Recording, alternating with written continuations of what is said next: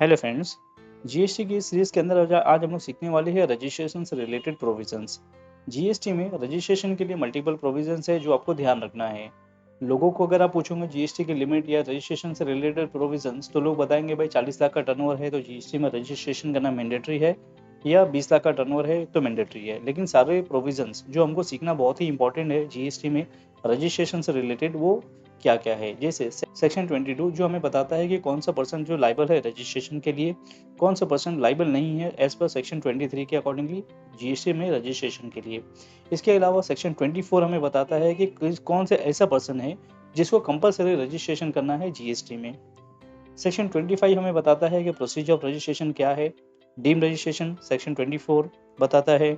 इसके अलावा सेक्शन 27 जो हमें लर्न करना बहुत ज़रूरी है, जिसमें कैजुअल टैक्सेबल पर्सन का रजिस्ट्रेशन या नॉन रेसिडेंस टैक्सेबल पर्सन का रजिस्ट्रेशन आता है।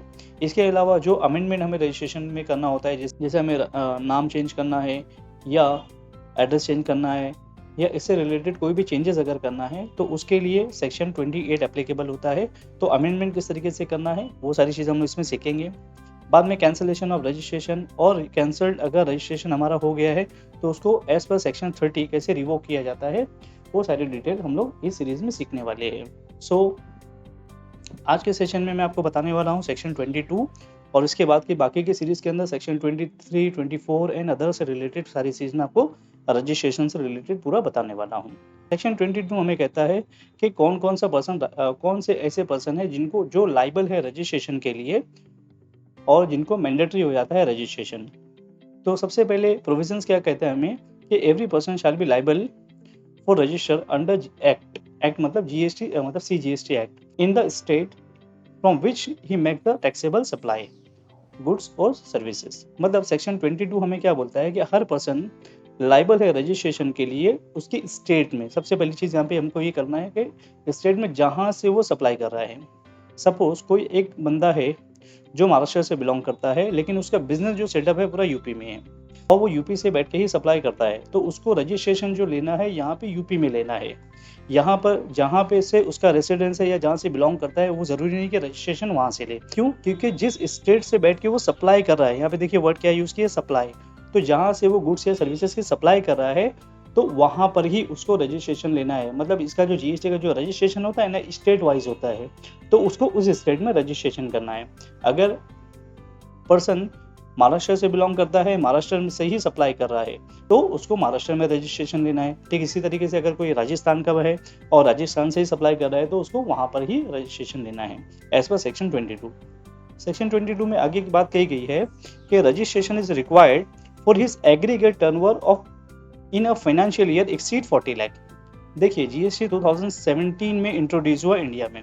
ठीक है, उस वक्त जब जीएसटी इंट्रोड्यूस हुआ था तो उस वक्त बताया गया तो सेक्शन 22 के अकॉर्डिंगली जिसका भी टर्नओवर है 20 लाख उसको जीएसटी में रजिस्ट्रेशन करना लायबल है, मतलब मैंडेटरी है। लेकिन ये लिमिट को बाद में एक्सटेंड कर दी गई 2019 में, अप्रैल 2019 से इसको एक्सटेंड कर दी गई और इसको भी टर्नओवर की जो लिमिट है ये 40 लाख है। मतलब ये कि अगर टैक्सेबल सप्लाई का एग्रीगेट टर्नओवर जो है 40 लाख अगर क्रॉस हो जाता है या 40 लाख तक पहुंच जाता है तो ऐसी कंडीशन में उसको जीएसटी में रजिस्ट्रेशन करना मैंडेटरी हो जाता है। अब यहाँ पे देखिए वर्ड यूज किया है एग्रीगेट टर्नओवर। एग्रीगेट टर्नओवर का मतलब होता है टैक्सेबल सप्लाई और प्लस नॉन टैक्सेबल सप्लाई, दोनों का टर्नओवर मिला करके। अभी जैसे मैं आपको एग्जांपल दूं कि जैसे पेट्रोल पंप पे आप देखोगे पेट्रोल डीजल ये सारी की सारी चीजें जो है जीएसटी की कैटेगरी में नहीं आती है। तो जब वो जीएसटी की कैटेगरी में नहीं आती है तो उस को जीएसटी का रजिस्ट्रेशन लेना कोई मैंडेटरी नहीं होता है। लेकिन अगर आप पेट्रोल पंप पे देखोगे तो वो लोग जीएसटी में रजिस्टर्ड होते हैं। वजह क्या है? क्योंकि जीएसटी उन लोग पेट्रोल के साथ साथ में क्या होता है, बहुत सारे ऑयल्स भी सेल करते हैं, जैसे इंजन ऑयल है, ब्रेक ऑयल है, स्टीयरिंग के ऑयल है या बैटरी का पानी है। इस तरीके से मल्टीपल चीज़ें और भी सेल करते हैं जो जीएसटी की कैटेगरी में आती है। तो उसका दोनों का एग्रीगेट टर्नओवर क्या होता है मिला करके देखेंगे तो 40 लाख क्रॉस हो जाता है। ठीक है, तो ऐसी कंडीशन में इनको जीएसटी में रजिस्ट्रेशन करना मैंडेटरी हो जाता है। इसके बाद में आगे क्या बोलता है हमारा, आगे क्या बोलता है सेक्शन 22 के थ्रेशोल्ड लिमिट इज 20 लाख, मतलब threshold limit will be 20 lakh for if a person conducted his business, मतलब किसी ने अगर अपना बिजनेस कोई स्पेशल कैटेगरी स्टेट्स में किया है, जैसे अरुणाचल प्रदेश में, मिजोरम, नागालैंड, उत्तराखंड, हिमाचल प्रदेश है, त्रिपुरा है, सिक्किम है, कश्मीर है, जम्मू कश्मीर, आसाम है, अगर कोई बिजनेस यहाँ पे किसी ने कंडक्ट किया है अपना, तो उनके लिए जो टर्नओवर की लिमिट है वो 20 लाख है, और अदर स्टेट्स के लिए जो है वो है 40 लाख। तो ये एज पर सेक्शन 22 है। आगे सेक्शन 22 क्या कहता है हमें कि where a person is liable for registered under fail to, मतलब कोई पर्सन अगर रजिस्ट्रेशन के लिए लाइबल है मतलब किसी भी उनका टर्नओवर अगर 40 लाख क्रॉस हो चुका है, फिर भी अगर वो बंदा रजिस्टर नहीं करता है अपने आप को, तो प्रॉपर ऑफिसर को अगर ये बात पता चलती है तो प्रॉपर ऑफिसर उसको रजिस्टर करवा देगा, उससे लाइबिलिटी भी भरवा करके लेगा विद इंटरेस्ट एंड पेनल्टी। तो जो लोगों ने का टर्नओवर है, एग्रीगेट टर्नओवर अगर 40 लाख क्रॉस हो रहा है और अगर वो जीएसटी में रजिस्ट्रेशन नहीं लिए है, और ये बात अगर प्रॉपर ऑफिसर तक पहुंच जाती है, तो उनका रजिस्ट्रेशन भी करवा देगा, उनको इनपुट के टैक्स से क्रेडिट भी नहीं लेने देगा, उनको जीएसटी भी भरना पड़ेगा और प्लस इंटरेस्ट और पेनल्टी भी पे करना पड़ेगा। इसके अलावा सेक्शन 22 क्या कहता है कि कोई एक पर्सन है जिसने वॉलंटरी रजिस्ट्रेशन ले लिया, मतलब जीएसटी में रजिस्ट्रेशन के लिए जो लिमिट है 40 लाख है ना, एज पर सेक्शन 22।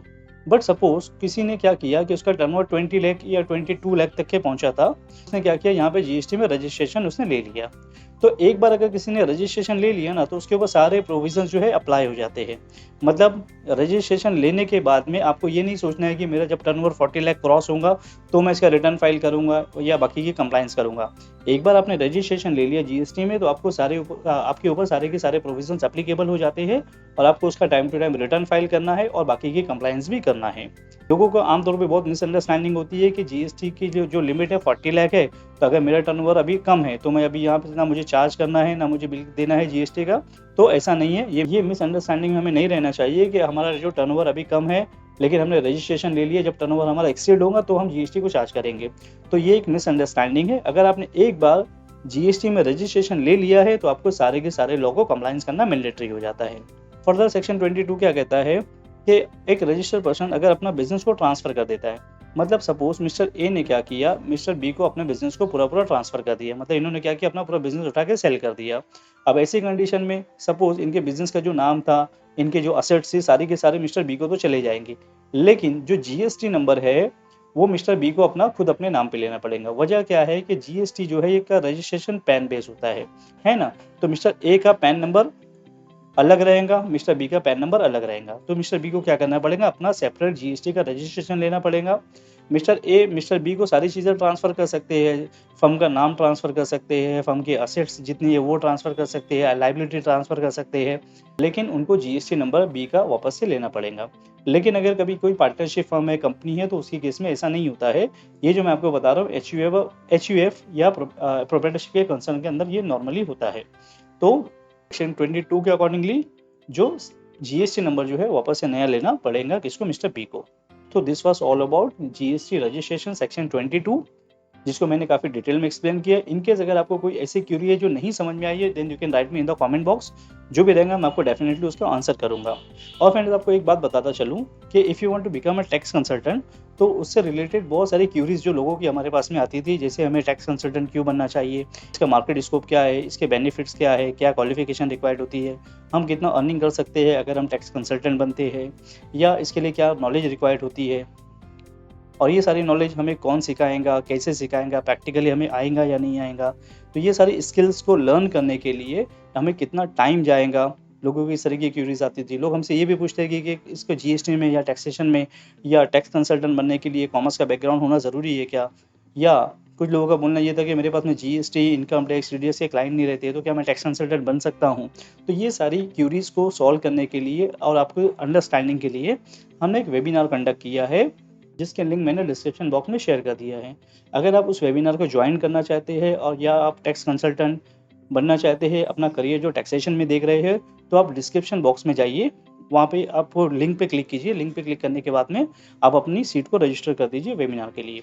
आप जैसे ही अपना रजिस्ट्रेशन करेंगे तो आपको एक रजिस्ट्रेशन से रिलेटेड एक मेल आ जाएगा, जिसमें वेबिनार से रिलेटेड सारे डिटेल्स लाइक डेट, डे और उसका टाइमिंग आपको मेल पर आ जाएगा। इनकेस आपको कुछ क्यूरी है वेबिनार से रिलेटेड, टैक्स कंसल्टेंट बनने से रिलेटेड, तो आप मुझे पर्टिकुलर नंबर पे कॉल कर सकते हैं या आप मुझे इस पर व्हाट्सअप भी कर सकते हैं। And finally, thank you for watching.